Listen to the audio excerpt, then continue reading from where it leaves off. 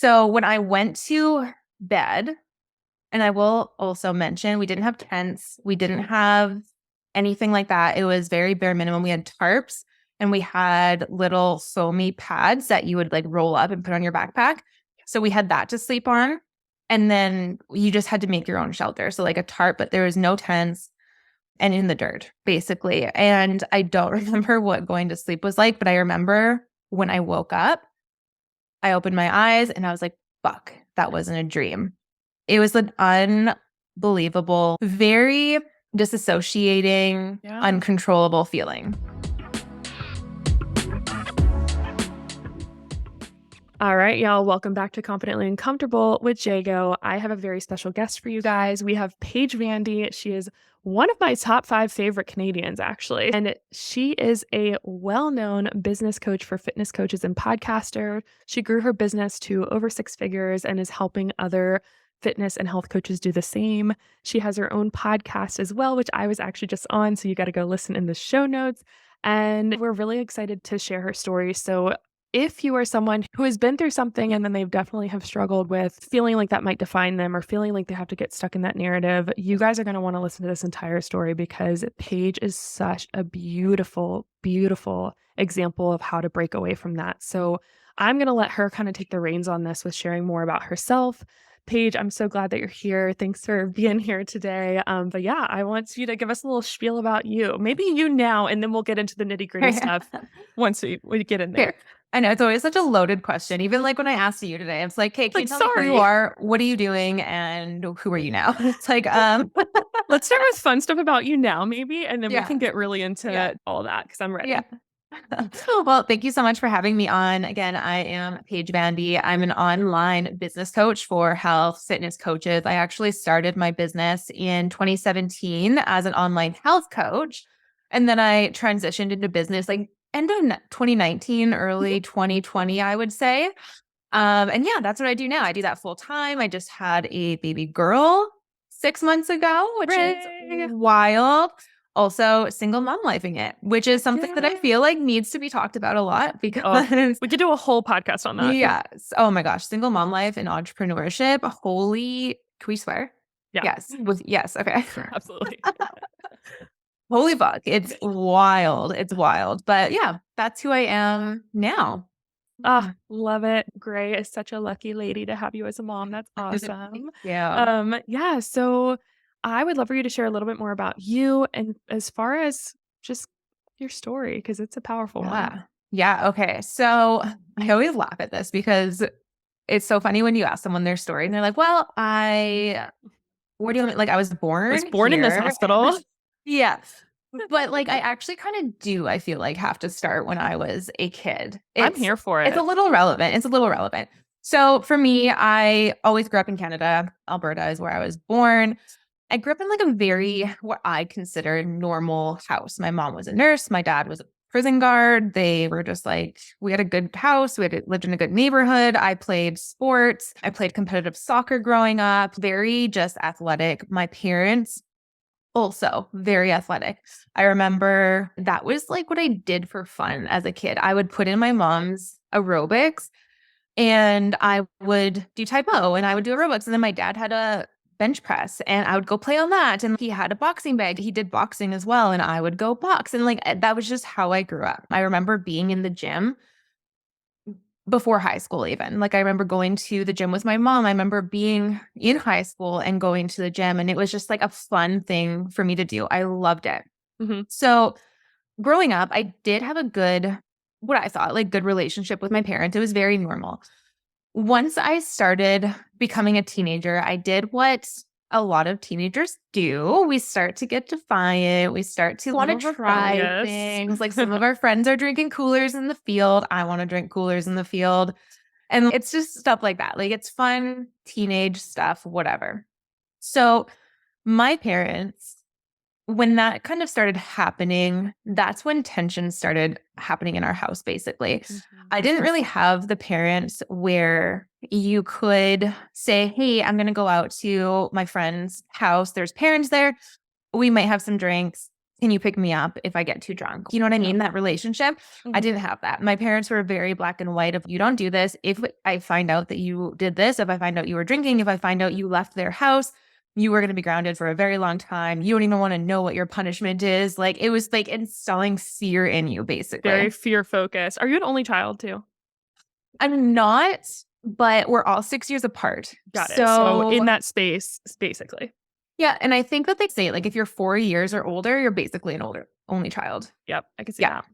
Yeah. So very different like upbringings than my brother and my sister as well. That was just kind of the thing. It was very fear-based. So when I started going out and I wasn't going to listen to that, I wasn't going to be like, okay, guys, I can't go because my parents said no. I'm instead going to come up with a lie or whatever. Like I always say, and I say this now, strict parents cause very good liars in children. And that was me. I would go out and I would say I was going to the movies or whatever. And I'd always just come up with these like lies of where I was going. At the end of the night, say I was at a friend's house and even if they had parents there, but say that we all were drinking. At the end of the night, when my friends would go home, they'd have parents pick them up or they'd get home and they could go to their house. I didn't even feel like I could go home. I was so scared of what my punishment was going to be. I knew I couldn't call my parents, but I also knew that if I went home and I walked in the door, they would smell alcohol on me. And I couldn't do that either. And so I had to come up with a lie. And just so you guys can understand the degree to this, because my dad worked at a prison, there was times where I would come home and he would swab my zipper with stuff that they would use in the prison. That's the level that it was.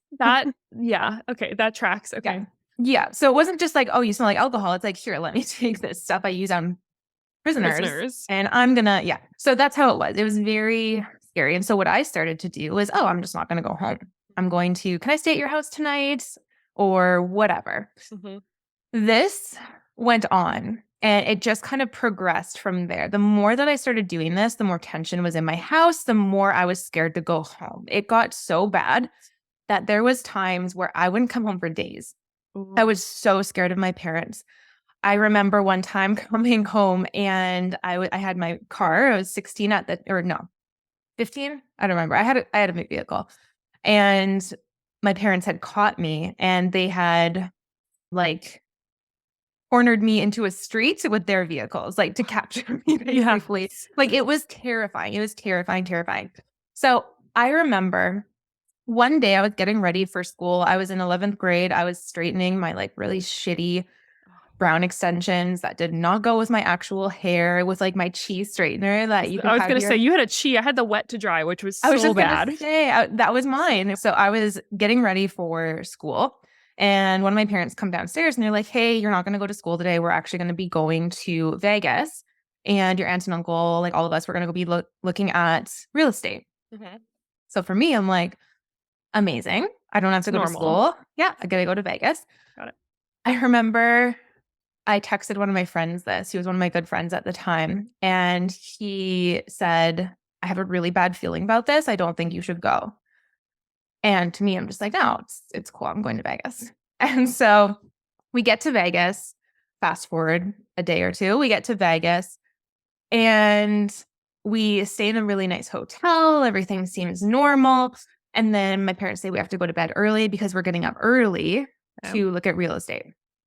I should, like, now looking back, I'm like, people don't get up early to go look at houses. Know that. How old were you at this point? I think I was 15 because I think I had, So I get up early the next morning. It's like very early. And we get in the vehicle and energy is weird. I can feel it. Energy is like starting to change. No one's really talking. We drive to a really empty parking lot and we meet one other vehicle. We're not at a house. We're not looking at real estate. We like go to this empty parking lot. There's another vehicle there. This is where my memory and like to this day still goes a little bit spotty. What I remember next is two people getting out of this vehicle, getting me and putting me in their vehicle. No idea who they are. It's a man and a woman. I look at my parents and my dad's bawling. Okay. My mom, I don't remember. We didn't really have a great relationship. Maybe not bawling. No, yeah. Just or stoic. Yeah, yes, that's a good word. And I just know that something's wrong from here. I remember trying to get out of the vehicle and it was like police locks where you can't get out from the inside. Wow. Mhm. And the next thing I remember is we're just driving. So when you were taken to the car, at this point, you're seeing your dad bawling. And so you realize you can't get out. And did it feel like it was like they were permitting this to happen at that point? Or you just didn't know because he was crying? And were you kicking and screaming to get in this point? Or just were so dazed and confused you were just in the car? I knew that it was set up from them. Mm. I didn't know why. I didn't know what it was. I had no idea what to think. I just knew something really bad was happening. So I remember we got in the vehicle, we started driving. They didn't tell me where we were going. I was angry. And instead of like screaming and whatever, I just kind of went inward. I put on my headphones. I had like my little crappy MP3 player and I just listened to Bass Nectar the entire time. For some reason, it was the only thing on my MP3 player. All my other music got deleted. It was random. It's why I have my tattoo. Love it. And didn't know where I was going. And we drove and drove and drove for hours and hours. We ended up going into this little town in Utah. It was called Kanab, I believe. It's a very small town. And they drove me to this like standalone, literally looked like something from an old Western movie type of building. It was very odd.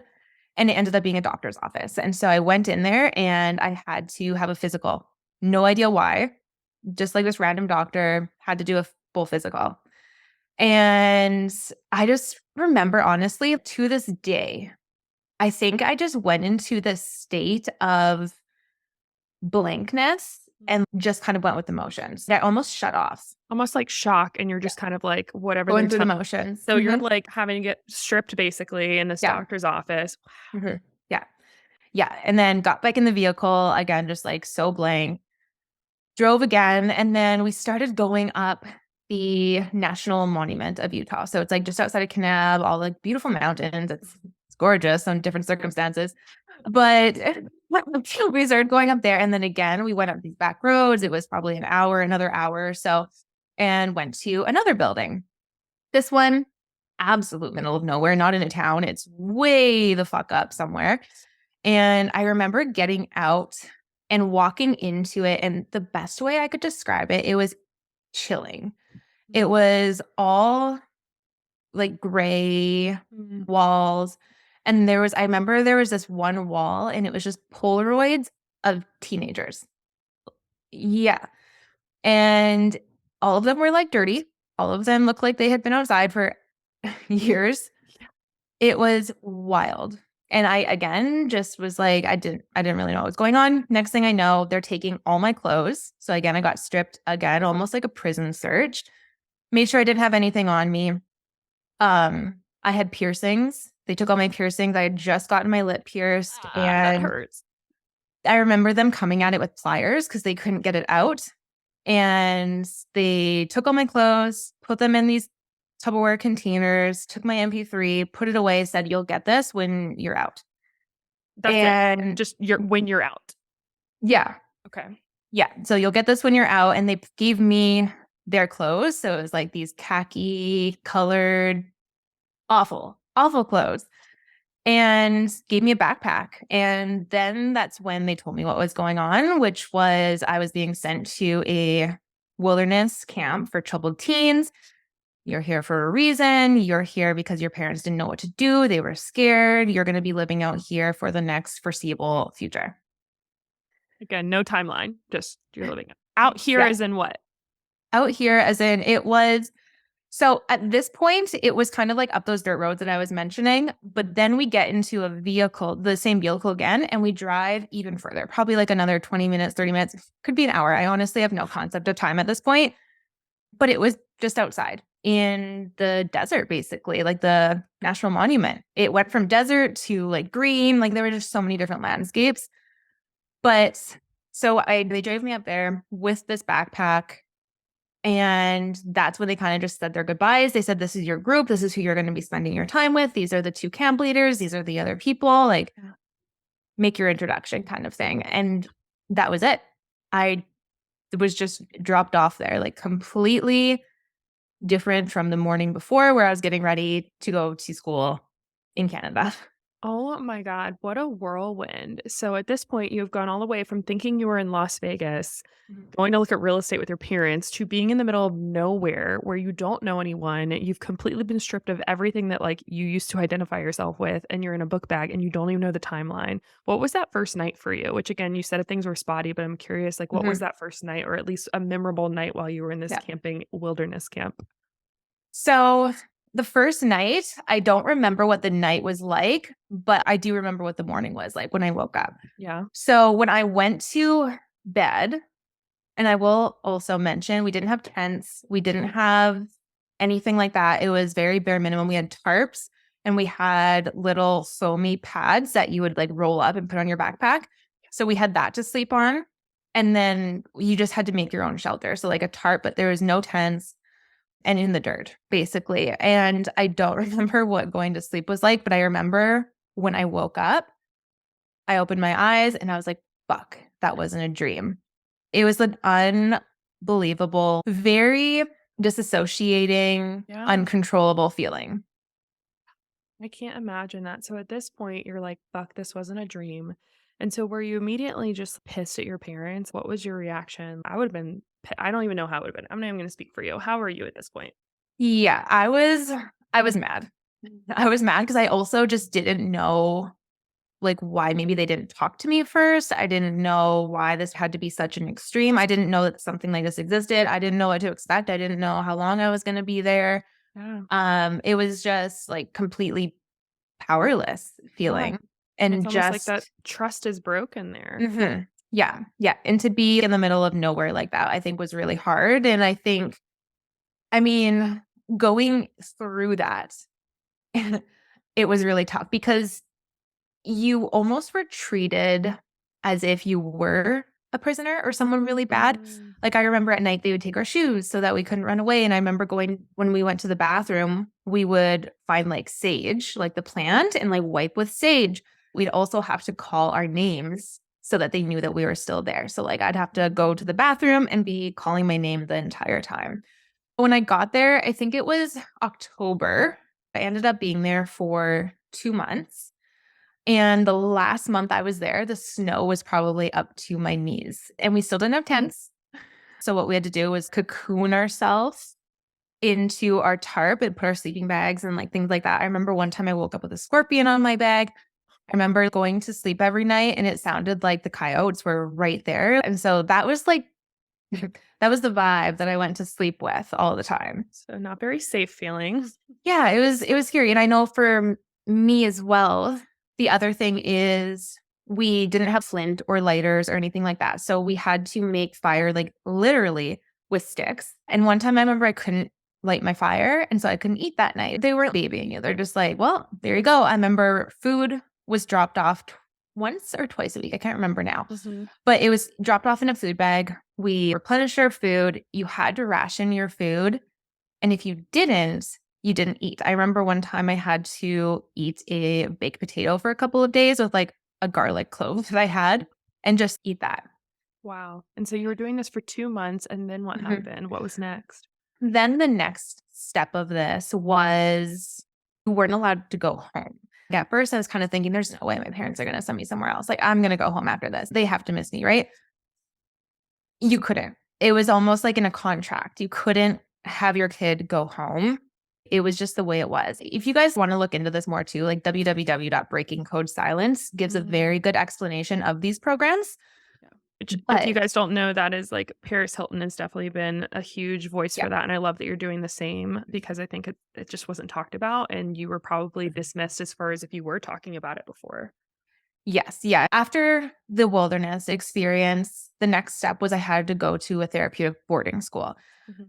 So my parents got to pick which one they wanted to send me to. Kids went all over the states. I ended up going to one in Montana. The reason why my parents picked it was because it was supposed to be a very outdoor leadership based school. I love to snowboard. I was also very active. So they told my parents, yeah, she'll be going snowboarding. She'll be going hiking. She'll do camping trips. She'll go do all of this stuff.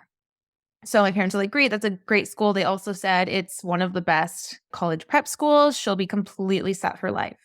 Fast forward, nothing from that school translated to credits. Also, I think I went snowboarding once. And also, we went to school for maybe 3 hours a day. The rest of it was doing things. The best way I can explain this is child labor. There was the owners of the school. He lived just off the property. He wanted to make the school look nice with nice furniture and furniture for his house. We would go up into the mountain. We couldn't have anything automatic or electronic or like power tools. So we'd go up into the mountain and we had hand saws, one person on one side of these big ass trees in Montana, one person on the other side. And we'd saw these trees down, things like that. We'd dig stumps. We'd get all the stumps out of the schoolyard. It was in the middle of nowhere as well in Montana, I should mention. And so we would do that. And then we would do this like intense, basically recorrective surgery, or not surgery, therapy. You're scaring me right now. Still, okay, so corrective therapy is how they like told you guys or told your parents. Yes. And this, I swear, like just over the years of kind of working through, I'm getting more and more memories of it. But my memory actually was dark of it because I'm starting to remember things like we were in a room for 3 days with no windows and they would hold us down with pillows and say, like the adults of the school and say, these are your bad choices, fight against it. They would bring us food like 3 times a day, but we'd be in these dark rooms. They would also do other things. Like for me, they said that I just had a poker face. They couldn't tell what I was feeling because I just kind of shut off. Like I was still very shut off. Understandably. And so they made me carry around this it was like a wooden shield. Okay. And they put all of the emotions on this shield: happy, sad, frustrated, anxious, whatever. And then they put an arrow in the middle. I had to carry it around everywhere with me, always having it pointing to what I was feeling. There was another time where I got in trouble for something and they put me on bans from the entire school. I couldn't look at anyone, talk to anyone. I could only talk to people that they knew I didn't like connect with. Yeah. I also remember we had group therapy every day, every second day. I don't remember. And they would get people sitting across from you. And like for me, I also had sexual trauma as a teenager. Something very, I think, traumatic happened to me. And so they had us sitting in these groups. And I remember there was one person who had liked me from the boarding school. And they made him sit across from me and tell me every sexual thought he's had of me, all of this in front of everybody. And for me, as like a teenage girl who has that trauma, it was devastating. Yes. And embarrassing. And that was the kind of stuff that they would do to be like, no, this is good for you. So it's all fear and shame based. They're making you feel bad. They don't care about what emotion you're pointing to. They just want you to feel controlled by them, essentially. Yeah. I remember standing in line for meds. I don't take meds. I don't know what I was taking. Like, they would make us cuddle with people and that's weird. I don't know. They would, at nighttime, we'd have to like smush is what it was called. And that's like where you have to put a pillow on you and someone cuddles on you. We couldn't be in the same room as a male unless there's another female with us. So basically saying males are dangerous. Like you can't be trusted. It was weird things like that. Yeah. That's wild. Yeah. Oh my gosh. So you mentioned when you were in the woods, you were pissed, you were mad. Do you feel like you completely just blocked off all emotions and you weren't feeling anything? Where were you at in that place? I think it was weird. When you're in society and we have all of our stuff around us, we have phones, TVs, cars, bills, things like that. Like you have worries and whatever, pressures. You don't have any of that in the wilderness. That's true. And for me, I almost got to a place there where, yes, I was like so mad, but then I became really at peace at the very end. And I remember when I left the wilderness, I actually had a panic attack the minute we got into Vegas because there was too much going on. That was the first panic attack I've ever had in my life. I couldn't breathe. We had to pull off the highway. Yeah, I thought I was dying. Like it was wild, but you just get this different, I guess, sense of peace.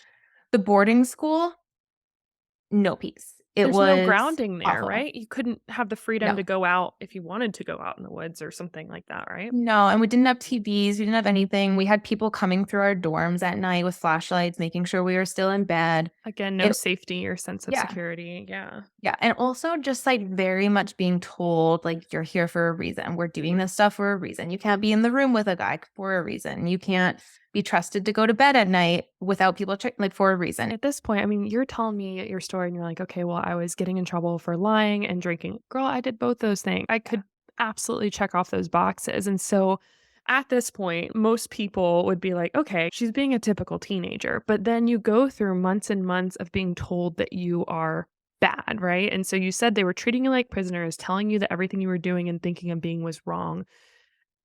Were you constantly combating that, thinking like, "No, they're wrong," or did you feel like there was a breaking point where you started to believe those stories that they were telling about you? That's a good question. I think when I was there, I didn't have too much of a opinion on it. I was more so in survival mode when I was there. Mhm, It was actually just getting through one more day, just getting through one more day, just getting through one more day. Today I get to talk to my parents. Maybe I can convince them that I mhm. can't be here anymore. I remember every single time I talked to them, I'm like, "You have to get me out of here."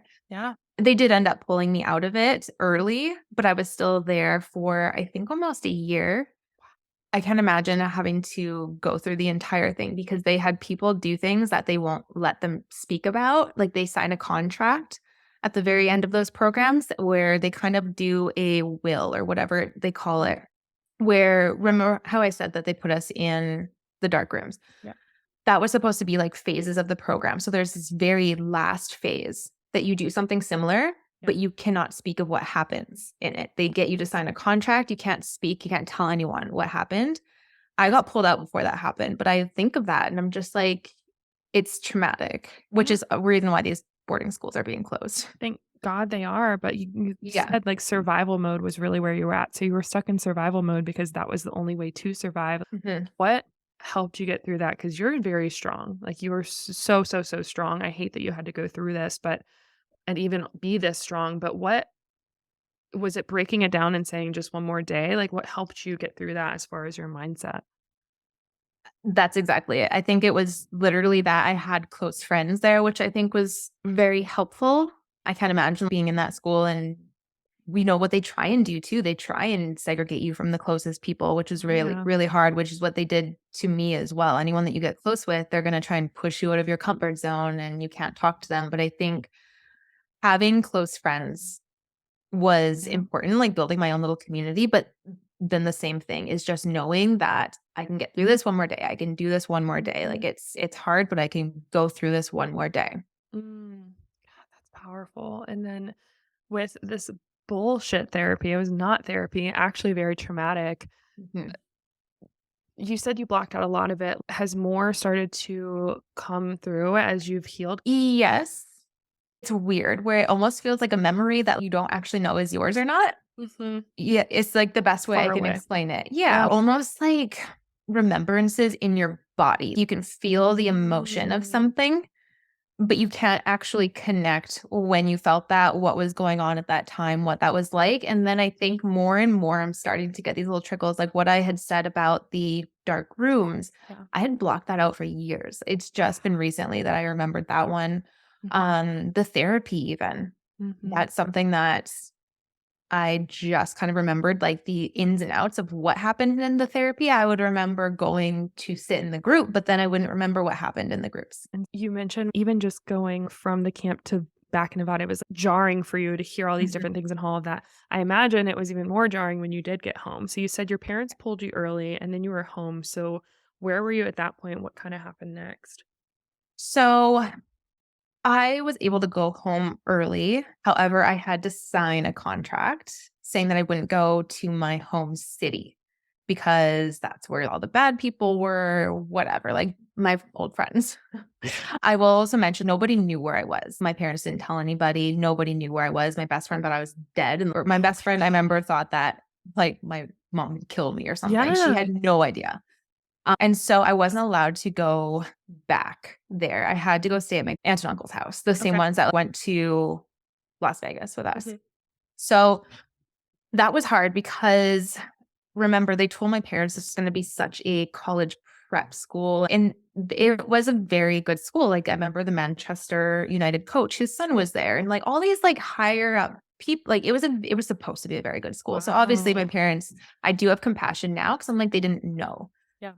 But nothing transferred. So I had to basically repeat 11th grade, and I had now fallen behind a whole grade. I wasn't with my friends anymore. I wasn't in my city. And so I remember trying to go to a new school, going to a new school in 11th grade after being through something traumatic like that. Awful. Absolutely awful. So I got pulled out of that and had to do online. And kind of fast forward, what ended up happening is I went to the 2010 Olympics in Vancouver. My sister was in them. That's awesome. And yeah, and I met up with a friend there from the boarding school, and we ended up smoking pot together. And then triggered the whole like Mm, everything again with my parents and just mhm. like being in trouble and like you're a bad person and all this. So, anyways, got kicked out of my aunt and uncle's house, did end up going back to my parents. Mhm. More tension. It was just the same thing again. It was more tension, more tension. When I was 18, I ended up getting kicked out of my parents again. My mom had kicked me out and just Mm. was like, go live somewhere else. You're not welcome here. I ended up coming home drunk one day. I was at a bar. I will say though, I was legal drinking age Yeah. because it's 18 where I Mhm. was. And so I got kicked out from there.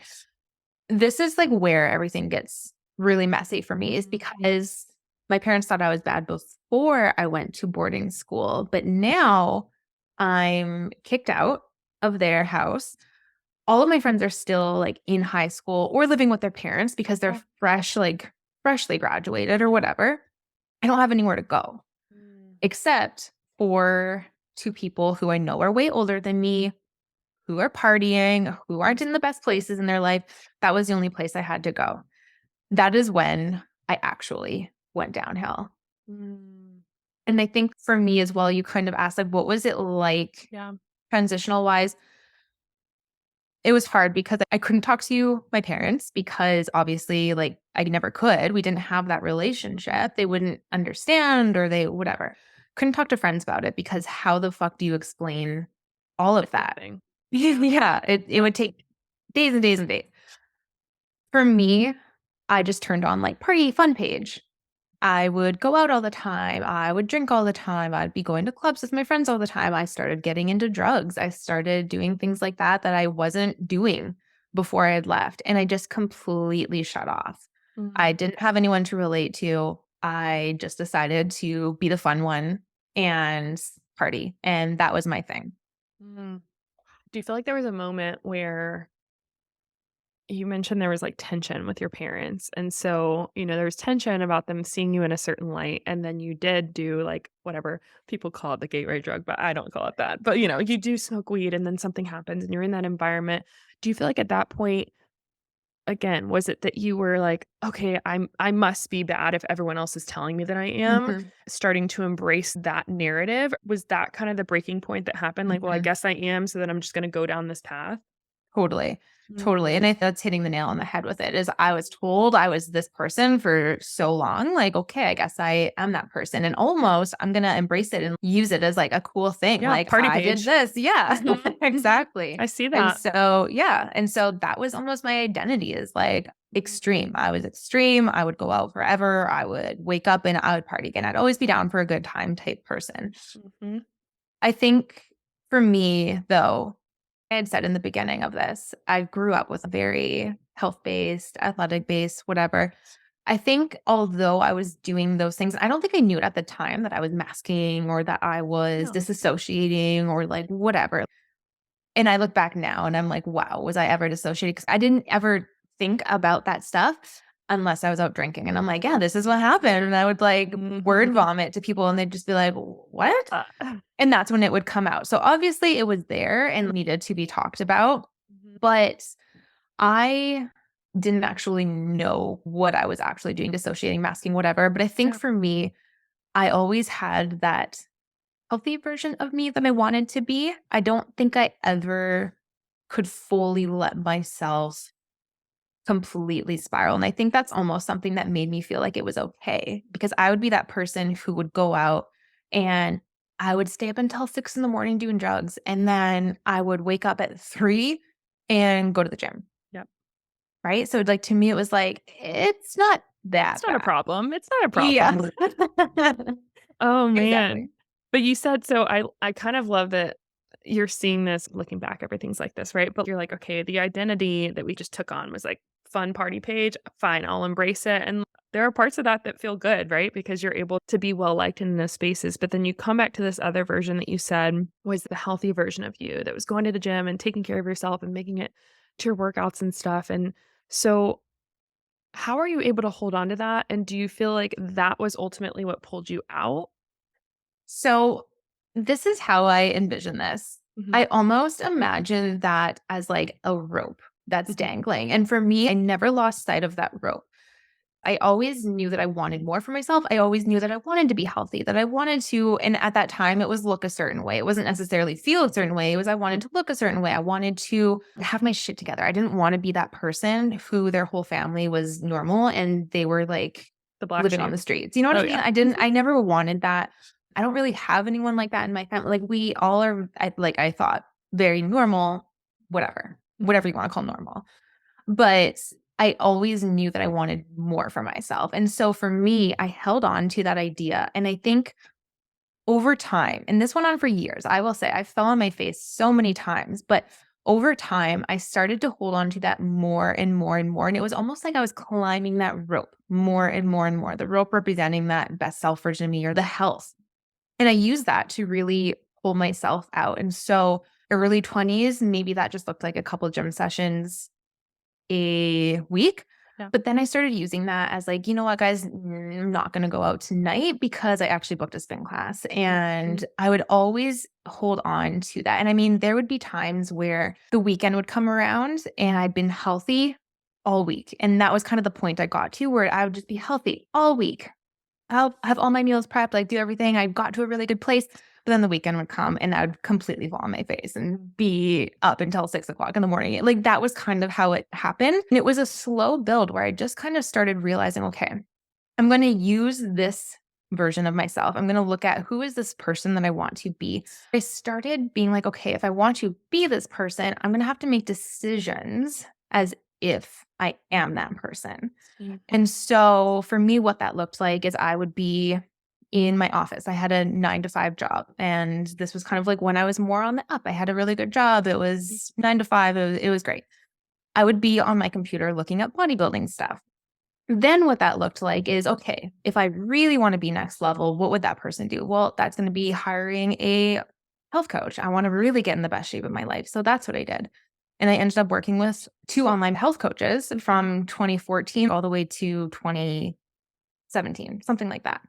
With all these little decisions, I would start to just make my decisions as if I was that person. And eventually that led me to becoming a online health coach and really taking what I wanted in my life and really getting myself out of that dark space to start creating a life that I really wanted. That's so powerful. I love a couple different things about this that I love, but I love that you essentially created your own embodiment practice without even really knowing it, but you were embodying this.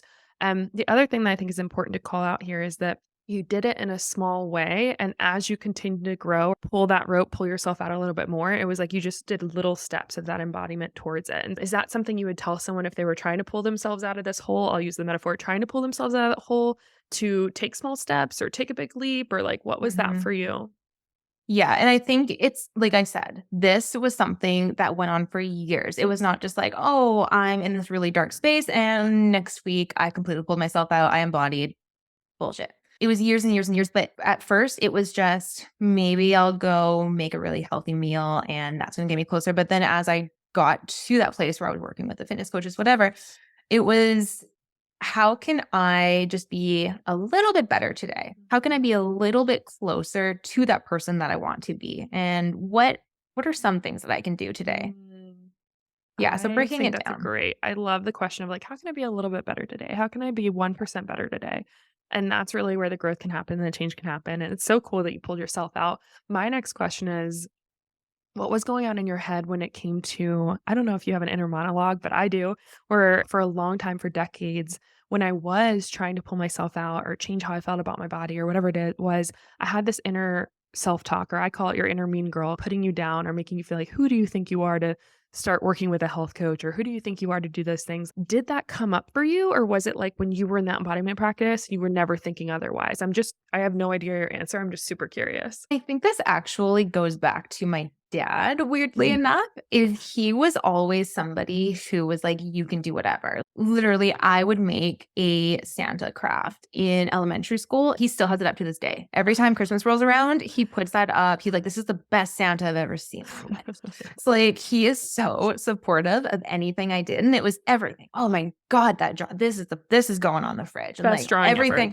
everything I have is like, we're going to idolize this. And so for me, I think I always had that in me where I knew that no matter what, I could be what I wanted, or I could do what I wanted, and maybe that wasn't always the best thing, Great, honestly. but I never really had that self-doubt where it was debilitating to the point where I would hold myself back from something.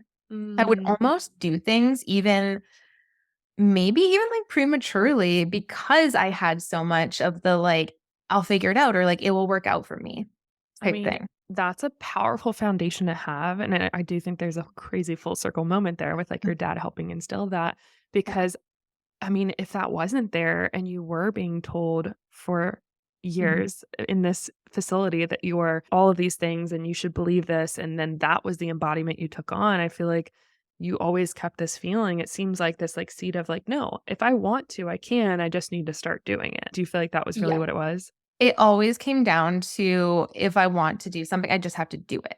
Right. And so I look back at people who maybe stayed in that situation, right? We all know those type of people who stayed in the situation or whatever. I look back and I kind of look at maybe what would be some common reoccurring things with those people and not having a vision of what could be better or not having a vision of who they want to be or not having a clear idea. I think I always had that clearer and it's only gotten more clear the more I've actually done this embodiment work. But I think I always had an idea of Yeah. where I wanted to be and who I wanted to be, and it was never that. And so for me, I never felt like I would stay there, which I think could have been a disservice to me sometimes where I'm like, "It's not that bad. I'll get out of this sometime." Pros and Uh, cons, right? yeah, but I think I always had that, and I look back and I think if I didn't have that, I don't know where I'd be. It wouldn't be anywhere good, but I think it's so important to have that idea of where you wanna be, and even if you don't know, just doing some free writing and just journaling out, like, what do you love in your life? Would make you feel so great? And just seeing what comes up. But I think it's so important to at least have some sort of direction of where you want to go. And you can use that as your North Star in a way.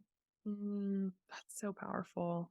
I think that just like you said, writing about it and using that as your North Star. If you guys haven't watched the Paris Hilton, like she talks about that too. She always knew she would be the Paris Hilton. It's crazy how that's aligned and how you saw that for yourself of like where you were going. And that's so powerful. Essentially, not letting an identity define you. Even if you were in it for a small space, you were like, but this doesn't define me. I'm still pulling back Yeah. to what I do feel aligned with, which is health and showing up as your highest self. And I think that's really powerful.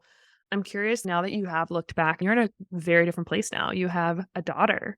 So I'm Mhm. sure you mentioned earlier there was a lot of tension with your parents, but then you also mentioned compassion. Do you feel like Mhm. that compassion came out more after having your own child? I think so. Yeah, I think so. And I think also it came out more after doing my own work. Mm, And I talk about this all the time on my podcast. My mom and I, the worst relationship. We had an awful relationship to the point where I remember being a teenager and she would say, I have to love you, but I don't like you. mm, And we wouldn't talk for months and months and months at a time. And actually, just recently, once I had my daughter, was when we started talking again. It's a very recent trying to work on this relationship yeah. again. But I think before I would just look at her and I was like, what an awful person. Like, how could she be like this? How could she treat me like this? I think after doing my own work Mhm. and realizing it goes deeper than that. I did that therapy and I still do. Mhm. I just always fucking forget what it's called. It's like where you're tapping. What is it? Yes. EDMR? It, Okay. EMT with like tapping. Yes, yes, yes. Yeah. So I do that. And every single time I tap, something about my mom comes up. Mm. And I remember they got me to look at, okay, what was she like as a child? And Mm. starting to look at how she grew up. And I remember just bawling one time because I could see how much she wanted love and she was scared and she was abused and all of these things. And so I think after realizing that and being able to see her from that lens and also just doing my own work and seeing that to be able to have compassion for what other people are going through because if they're projecting something to you, it's what they're going through, it's their experience of things and it's coming on to you. But if you can have that compassion, I think that's where I really ended up getting it. Powerful. Oh my Yeah. gosh. It's called EFT, emotional freedom technique. Okay. Okay, so I like looked it up because I'm like, I definitely said ENT, which is ear, nose, and throat. My husband's a PA. That's where my head went. But I always that's forget so it. that's so powerful. And I don't know if you noticed this, but I feel like a lot of people that go through some shit growing up and a lot of trauma and tend to be some of the most empathetic, loving, just kind-hearted people. That's what I noticed with you at least. And I think that's a really testament to you can really go either way when it comes to your life and things that you've done. Like I hear the example. I don't know if you've ever heard this one. My dad gives me this one of like there are these twins and their parents an alcoholic, and then one of them becomes an alcoholic, the other one doesn't drink alcohol at all. And you talk to both of them. One says, "Well, look at where I came from. Of course I'd be an alcoholic." And then you ask Okay. the other one, and they're like, "Well, look at where I'm from. Look where I came from. Of course I wouldn't drink alcohol." And it shows that there's Yeah. still this level of choice there. And so what's some advice you would give to someone who is currently in that space and they're feeling like they still see that rope that you described, where they're connected to this feeling of like, I know I'm meant for more. I see that, but I still feel really stuck here. And I feel like Mhm. it's almost too hard for me to pull myself out. What is Mhm. something that maybe someone said to you or that really helped you through it? I think if you're feeling, and this is something that what I ended up doing that got me so clear and that has really helped me ever since basically starting my business, honestly, and just kind of going back. But I think, again, getting very clear on are you happy where you are right now? What does that look like? Where do you want to be? And I think getting so fucking clear on who it is that you want to be to the point where you close your eyes, you can see it, you can feel the emotions, you can see who you're around, surrounded with, you can see your environment. Are you in the same house? Are you not in this? Like what, everything, like every single detail, you can see almost as if your body's remembering it, but as if it already happened. That's what I tell my clients to do. Yeah.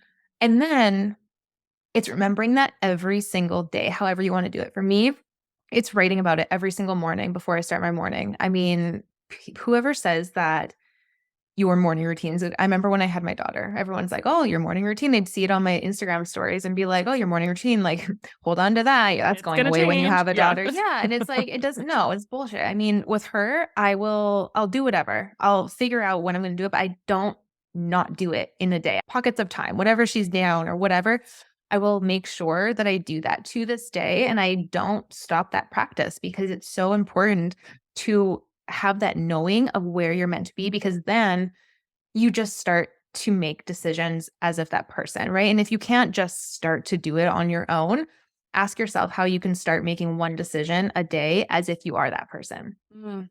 The pretend, just literally pretend that you're that person. And what decision can you make that that person would do? Do that every single day, but don't ever let that vision go. I'll be feeding Gray in the middle of the night and I'll close my, because she takes a long time. And then I'll close my eyes. I'll close my eyes and I'll just bring myself to that place as if it already happened. That's powerful. Mhm. Also, not to be weird, but that's powerful because she's with you in that moment, so she Yeah. feels that, and that's so cool. Yeah. So, Yeah. I Yeah. love that. Oh my gosh, everything that you said, it's crazy how we can talk about, like, some deep shit, but then still feel so lit up after. I don't know about you, but I feel great. Like, thank you I for know. using this story to help others feel inspired and help others see that they can pull themselves out. It's just a testament to who you are as a human, but also as a coach, like, you really do care, and it's so beautiful. So, thank you for Yeah. sharing. Thank you for Thank being here. you. Just to kinda close things up and on a lighter note, I wanna ask you just some fun rapid fire questions if you're Oh open my to god. it. Yes. I Whatever think comes it's up. First of all, this is just a curious question of my own. Do you know your human design type? yes, and actually I'm certified in human design because think it's so So cool. powerful. Oh my gosh, I could do a whole episode on that. You should, by the way. We'll go I listen to it have. when it's out. So, yes, I'm a projector. I'm a 2-4 projector. Okay, so my wonderful editor, project manager, all the things, she's a projector too. I surround myself with projectors, so cool. What are you? No, I want you to guess. Okay. I feel like you're a manifesting generator. Yes, I'm a Yeah. manifesting generator, y'all. She's Yeah. amazing. Look at her. Yeah, so I'm mini gen. You were correct, Yeah, and I can I see can you see as a that. projector. I love that. Oh. Next random question: what is like the last series, or maybe you're currently in a series that you binged the series Netflix binge? I'm super curious if there's anything out Oh, there. oh my God. The OJ Simpson Trial. trial. Yes, on Disney. Oh, it's on Oh, Disney now. it's Okay, it's called OJ versus the People. OJ Simpson versus the so People. good. It's so good. All right, done. Adding it to the list. I'll tell Tom. Okay, next question. Did you have an AOL screen name growing up? Okay, so we had Nexopia, Okay, and my screen name was I See Your Ruby. I see your. And yeah, and Okay, I think it was why? because I like said it in a weird accent one time with my friends. I was like, I see a ruby. And then I was like, oh my God, I'm so funny. Those jokes that as a kid you thought were so Yeah. funny, and then you look back and you're like, that was not. I love it. I It love it makes so no much. sense. Yeah. Beautiful. Great. And then finally, so podcast is called Confidently Uncomfortable. So I want you to share what's something in your life right now that you're doing that maybe is a little bit uncomfortable, but you're really proud of yourself, you want to share about. And then maybe in your business, something that you're doing that's a little bit more of a growth moment or anything like that. So I think the first thing that comes to mind is my daughter, doing everything with her. I separated from her dad literally the month she was born, Wow. and doing everything from like being on with her all the time to running my business to figuring it out. I'm proud that I never let myself just become a situation, Mm. and I can make anything however I want it to look. And so I think I'm very proud of, especially a lot of people telling me, oh, well, you're not going to be able to do this when you have it. You're not going to be able to do this. And Oh, I'm yeah, doing we it hear all. it. Oh, yes, I love that. And then what about with business? I am in the midst right now of creating a new challenge, and it's called the CEO Glow Up Challenge. And it's Okay. going to be a mix of basically what we talked about today, like embodiment and really getting to where you want to be, becoming that next level CEO or next level best self version of you, with some, of course, business mixed in there as well, as I'm a business coach. That's this thing that business strategy and whatever, like embodiment, in my opinion, all that stuff has to come first. And so I'm really excited for that. That's going to be coming out in May. Wait, that's perfect timing. So when this one airs specifically, that'll be perfect. So you guys can sign up right before that starts in May. And then where can people hang out with you? Where you at, Paige? Yeah. So I'm at Paige_Vandy on Instagram. I'm at Paige Vandy on TikTok. I just started a YouTube channel actually, which Go, is more girl. of like, yeah, it's more of like passion project where it's just vloggy type stuff. It's Yeah. more of my personal life rather than all the business trainings. Business is fun, but I wanted to also do the personal side of I things. love that. Yeah. So I'm doing that. And then I also have my podcast at the Best Self Entrepreneur Yes. podcast, which you were just on. Mhm. Yes. Oh my gosh. Yeah. So definitely go follow her podcast, subscribe to the Best Self podcast. It's really good. I actually listened to quite a few episodes, Paige. Oh, I don't thank know if you you. know that. But definitely go listen, and I'll add everything to the show notes for Paige. If you are business owner or just interested in learning more about, like you said, business glow up challenge, I think anyone could benefit from this for sure, from what you're offering. So definitely guys go check it out. But Paige, just thank you for being so real and open and just honest, and you, honestly, I appreciate you. Oh, thanks for having me. This was fun.